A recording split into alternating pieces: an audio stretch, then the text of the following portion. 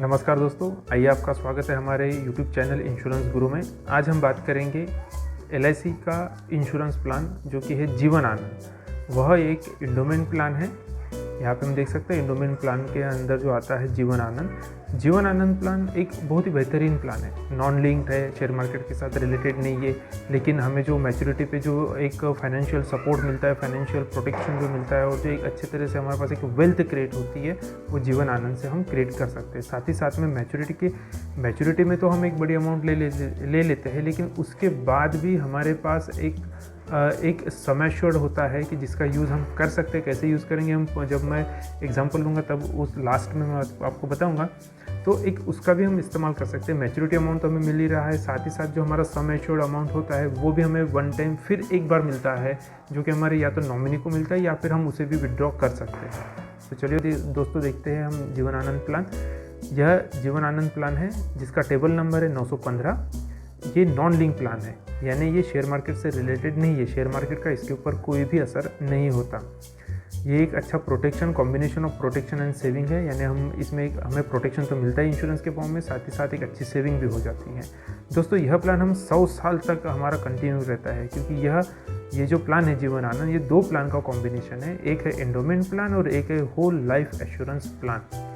तो इसमें क्या होता है कि एंडोमेंट प्लान के अंदर अगर हमें मैच्योरिटी तो मिल जाती है, लेकिन होल लाइफ एश्योरेंस प्लान के अंदर हमें मैच्योरिटी के बाद भी कवर किया जाता है, जो कि अगले 100 साल तक हमें किया जाता है, हमारे एज के 100 साल तक। तो दोस्तों यहाँ पे ये विद प्रॉफिट, तो इस विद प्रॉफिट यानी जितने भी बोनसेस होते हैं, सिंपल रिविजनरी बोनस और फाइनल एडिशनल बोनस, तो इस तरह के जो बोनसेस है तो हमारे मैच्योरिटी में ऐड होते हो, जिससे कि हमारी मैच्योरिटी अमाउंट बढ़ती है, इंक्रीज होती है। एलिजिबिलिटी देखते हैं। तो इसकी एलिजिबिलिटी है कि जो premium paying term it is same as policy term, यानी जितने साल की हम पॉलिसी लेने वाले हैं उतने साल का ही हमारा प्रीमियम पेइंग टर्म होता है, यानी उतने साल ही हमको इसका प्रीमियम पे करना होता है। जैसे कि यहाँ पे मिनिमम पॉलिसी टर्म है 15, यानी कम से कम 15 साल के लिए हम ये पॉलिसी ले सकते हैं और ज़्यादा से ज़्यादा 35 साल के लिए हम ले सकते हैं। मिनिमम एंट्री एज होती है 18 साल, कम से कम 18 साल कंप्लीट होनी चाहिए। और मैक्सिमम जो एंट्री एज है, यानी मैक्सिमम कितने साल का पर्सन इसे ले सकता है, तो 50 साल का ले सकता है। और मैच्योरिटी के समय उस पर्सन की जो एज है, वो जो उम्र है, वो 75 साल से ज़्यादा नहीं होनी चाहिए। अगर हम यहाँ पे देखते हैं कैलकुलेशन, अगर वो मैक्सिमम एंट्री एज अगर उसकी 50 है, अगर 50वें साल में वो ले रहा है तो 75वें साल में उसकी मैच्योरिटी आना चाहिए। इसीलिए यहाँ पे मिनिमम टर्म ये 15 साल की दी हुई है। अगर 50 साल का कोई व्यक्ति 15 साल के लिए लेता है तो 75वें साल में उसको मिल जाएगा, लेकिन अगर इससे ज़्यादा लेना चाहता है तो उसे नहीं मिलेगा। और दोस्तों यहाँ पे मिनिमम सम एश्योर्ड, तो कम से कम हम 1 लाख से यह पॉलिसी को हम शुरू कर सकते हैं और इसकी मैक्सिमम लिमिट नहीं है। चाहे आप अपने कैपेसिटी के हिसाब से कितनी भी बड़ी अमाउंट की यह पॉलिसी ले सकते हो। मोड ऑफ प्रीमियम पेमेंट है कि हम प्रीमियम पेमेंट कब कर सकते हैं, तो महीने का कर सकते हैं, 3 महीने का, 6 महीने का और 12 महीने का, साल का। तो इस तरह से हम यहाँ पे प्रीमियम पेमेंट कर सकते हैं। बहुत ही अच्छा प्लान है दोस्तों। पेड अप वैल्यू, अब पेड अप वैल्यू में क्या होता है कि अगर समझो किसी ने कम से कम तो 2 साल उसको पे करना ही है, लेकिन 2 साल के बाद अगर कभी भी उसे ऐसा लगता है, मतलब ऐसा होता है कभी कभी कि जैसे कि अभी कोरोना पीरियड भी चल रहा है, तो किसी भी तरह की आपदा आ सकती है या इमरजेंसी आ सकती है, और ऐसे कंडीशन में वह प्रीमियम पे करना बंद कर सकता है। तो ऐसे कंडीशन में भी अगर उसे 2 साल से ज़्यादा हो गया है, यानी 2 साल या 2 साल से ज़्यादा तक उसने प्रीमियम पे किया है, लेकिन उसके बाद अभी वो पे नहीं कर सकता, तो ऐसे कंडीशन में आपकी जो पॉलिसी है वो कंटिन्यू रहती है और रिड्यूस सम एश्योर्ड के साथ आपका इंश्योरेंस उसमें बना हुआ रहता है। लेकिन दोस्तों ये भी ऐसा है कि अभी अगर 2 साल से ज़्यादा अगर हो जाता है, जैसे नए रूल्स आए हैं कि अगर 2 साल से ज़्यादा अगर हमारा पेंडिंग पड़ा हुआ है, हमने कोई भी प्रीमियम पेड नहीं किया हुआ है, तो हमारी पॉलिसी टोटली क्लोज हो जाती है, बंद हो जाती है। ना उसमें कुछ रिटर्न मिलता है, क्योंकि जो भी पैसा है वो उसी LIC के ही अकाउंट में, या फिर हम कह सकते हैं कि गवर्नमेंट के अकाउंट में वो चला जाता है, फिर वो हमें किसी को भी रिटर्न नहीं मिलता। सरेंडर वैल्यू, सरेंडर अगर करना है तो 2 साल के बाद हम इस पॉलिसी को सरेंडर कर सकते हैं और प्रीमियम रिटर्न ले सकते हैं। तो दोस्तों लेकिन मैं ये कहना चाहूँगा, हमेशा जैसे कहता हूँ कि सरेंडर वैल्यू वो वैल्यू होती है कि जैसे हमने 1 लाख रुपए पे किया तो हमें उसमें सिर्फ 30 या 35,000 ही उसमें मिलेगा। तो दोस्तों 100% अगर हम पे कर रहे हैं तो उसका सिर्फ 30 या 35% अगर मिलता है तो हमेशा इसमें लॉस ही होता है। इसलिए सरेंडर कभी ना करें, क्योंकि ये तो मैं सलाह भी ना दूंगा और कभी करना भी नहीं चाहिए। पर हाँ, अगर ऐसी इमरजेंसी आती है, सभी को इमरजेंसी आ सकती है, हम कह नहीं सकते, प्लानिंग कहीं ना कहीं गलत हो सकती है। तो जब कभी इमरजेंसी आती है तो सरेंडर करने से अच्छा है कि आप उसके ऊपर लोन ले लें और लोन लेके अपनी जो इमरजेंसी है वो यहाँ पे आप दूर कर सकते हैं। और दोस्तों, LIC का जो लोन होता है, लोन पॉलिसी जो होती है वो इतनी अच्छी है कि आप सिर्फ इंटरेस्ट पे करो और जो मेन अमाउंट है वो पे करने की मतलब ज़रूरत नहीं है, उसे आप अपने मैच्योरिटी अमाउंट से भी माइनस कर सकते हो, या फिर आपको जैसे भी जमता है, जैसे भी आपका मैनेज होता है वैसे आप पे कर सकते हो।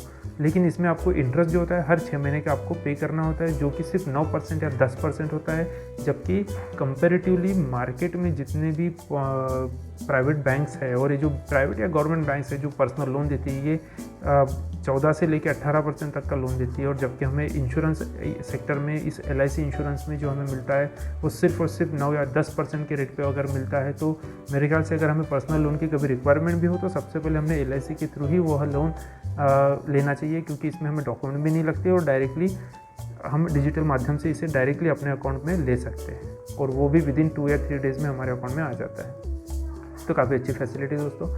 इनकम टैक्स बेनिफिट, तो जितना भी हम प्रीमियम पे करते हैं तो वह ATC के अंतर्गत रिबेट मिलता है या कंसेशन मिलता है। जो भी हम पे करते हैं उसके ऊपर हमें कंसेशन मिलता है, तो उसके ऊपर कोई टैक्स नहीं लगता। और साथ ही साथ जो उसकी मैच्योरिटी मिलती है, चाहे वो 10 लाख की मैच्योरिटी हो या 1 करोड़ को या इससे ज़्यादा हो, कितनी भी रुपए की मैच्योरिटी हो, इसमें टोटली फ्री होती है। जबकि मार्केट में किसी भी तरह के इनकम सोर्स के ऊपर आपको टैक्स डिडक्शन लगता है। हर एक प्लान में आपको टैक्स डिडक्शन देना होता है अदर देन इंश्योरेंस सेक्टर, जैसे कि फिक्स डिपॉजिट हो गया या और भी कोई म्यूचुअल फंड है या और भी कोई है। लेकिन यहाँ पे आपको ये सारी चीज़ें नहीं देनी होती। आइए दोस्तों, अभी देखते हैं इसके बेनिफिट्स देखते हैं। ऑन सर्वाइवल आपको मिलता है एक तो बेसिक सम एश्योर्ड हम पे करते हैं। ऑन सर्वाइवल यानी अगर मैच्योरिटी पीरियड तक वो पूरा सर्वाइव कर जाता है पर्सन, तो उसे मिलता है basic sum assured plus wastage simple revisionary bonus और फाइनल एडिशनल बोनस अगर कुछ बनता है तो इस तरह से ये जो है बोनसेस जितने भी उसके बनते हैं मैच्योरिटी तक, ये सारे बोनसेस उसे मिलते हैं। तो basic sum assured, wasted simple revisionary bonus और फाइनल एडिशनल बोनस, इस तरह से ये टोटल अमाउंट हमें एज अ मैच्योरिटी टाइम मिलती है। अच्छा, डेथ सम एश्योर्ड में क्या होता है, डेथ में ऑन डेथ क्या होता है कि एक सम एश्योर्ड तो मिलता ही मिलता है, साथ ही साथ में आपका अगर कुछ बोनसेस है तो वो भी उसमें कंसिडर किए जाते हैं और मिलते हैं। लेकिन इसमें कुछ कंडीशंस है।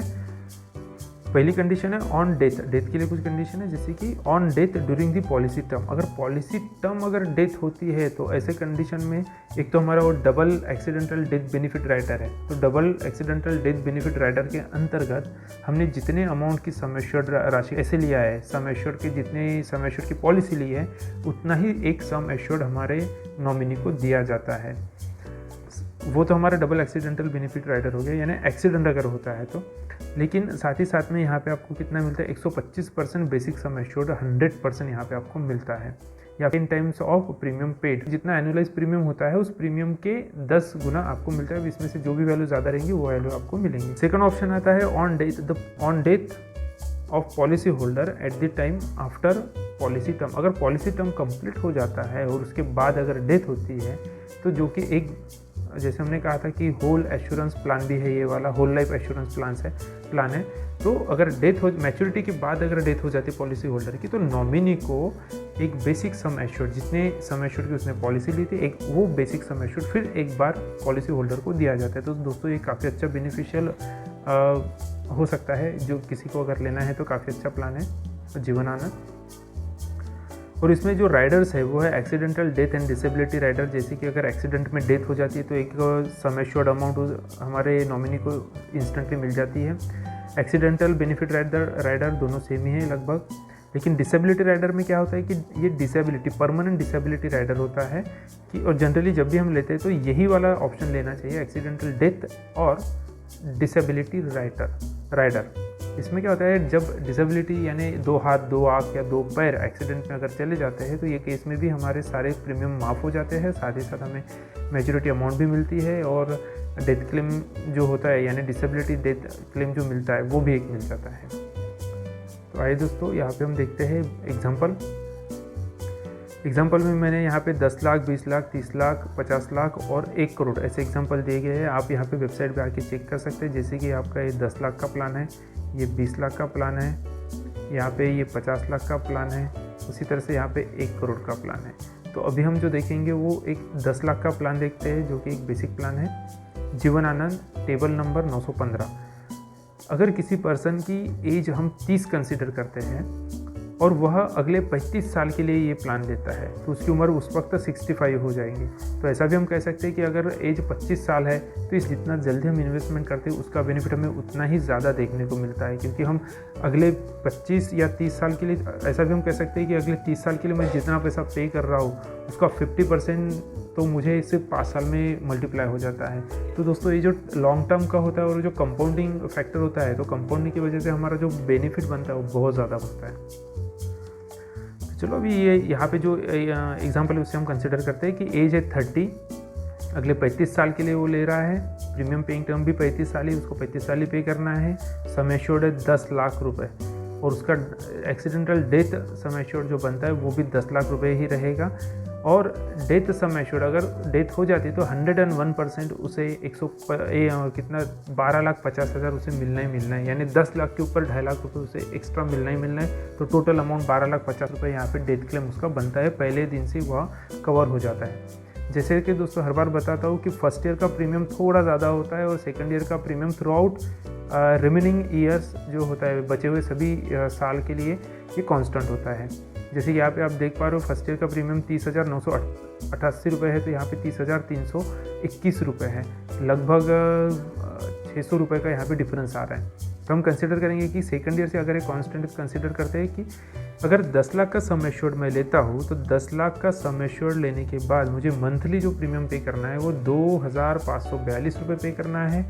अगर मैं मोड लेता हूँ क्वार्टरली यानी 3 महीने का तो 7,745, 6 महीने का लेता हूँ तो 15,326 और साल का लेता हूँ तो 30,321। तो इस तरह से मेरा ये मोड ऑफ पेमेंट मैं चूज़ कर सकता हूँ और इस तरह से हम इसका बेनिफिट ले सकते हैं। हमारी पॉलिसी तो है सम एश्योर्ड 10 लाख की, लेकिन यहाँ पे हम टोटल प्रीमियम जो पेड करते हैं, जैसे कि यहाँ पे मैंने बताया ये फर्स्ट ईयर प्रीमियम और through out remaining all years premium, तो यहाँ पे हमको 10,61,902 रुपये पे करना होता है।